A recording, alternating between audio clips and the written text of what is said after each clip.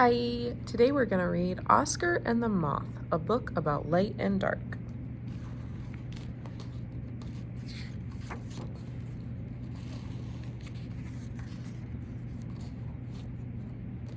By Jeff Waring. One summer evening, Oscar lay on the warm back step. Moth was just waking up. "Where does the sun go at night?" Oscar asked her. "It doesn't go anywhere," Moth answered. "But the earth is always turning around. Now it's turning slowly away from the sun." Oscar was surprised. "I'm not turning around," he said. "But we can't feel it," Moth said. "But we can see it. When our side of the earth turns towards the sun, it gets light, and when it turns away, it gets dark. Morning, lunchtime, evening."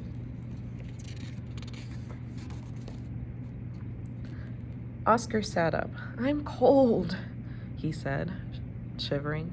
"It's because we've turned away from the sun," said Moth, "and now we don't have the sun's light or its warmth. That's why it's almost always colder at night than during the day." Just then, the outside lamp came on. Moth flew towards it. "I sleep during the day," she said, "so I don't see the sun, but I love the lamp's light and its warmth."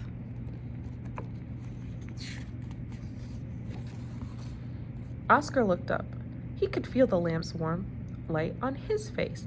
"Is the lamp as hot as the sun?" he asked. "No," said Moth. "The sun is our brightest and hottest light." "Are all lights hot?" Oscar asked. "Not all," said Moth, "but many are." Oscar climbed off the step and looked out at the starry sky. Moth flew down to join him. "You can only see the stars at night," she said. "They are always shining, but you can't see them during the day because of the light from the sun." "Our sun is a star too. It is closer to the earth than other stars are, so its light is much brighter to us than theirs, and it looks very big." Moth flew towards a street. "Without the sun's light, we need other lights to help us," she said. Oscar could see the lights of the airplane, a street light, and a lamp in the window. "What are those little lights?" he asked. "They're dancing."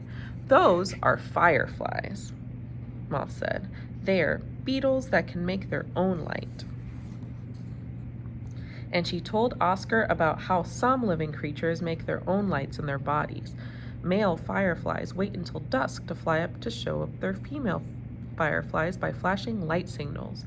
Malaysian land snails wake up at night and flash green signals to each other. The sun's light does not reach far into the sea, and many sea creatures make their own light. If anything tries to eat a swordfish squid, it squirts a glowing ink cloud. This dazzles the hungry fish, allowing the squid to escape. The rim of a crystal jellyfish glows green when it is disturbed. There's a poisonous millipede found in California that lights up at night to warn other animals not to eat it. The anglerfish lives deep in the sea. It has a big spine on its head with a tip that glows blue-green. The tip acts as bait to lure other fish, which the anglefish then eats. "I wish I could glow too," Oscar said.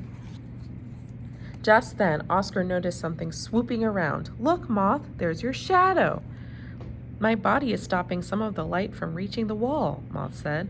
"It leaves a dark patch. That's the same shape as me." "Where's my shadow?" asked Oscar. "If you stand up," Moth said, "you'll see." Oscar got up. There was an Oscar-shaped shadow on the wall. Oscar lay down again, and so did his shadow. He closed his eyes. The dark behind his eyelids made him feel sleepy. "Is it nearly morning?" he said with a yawn.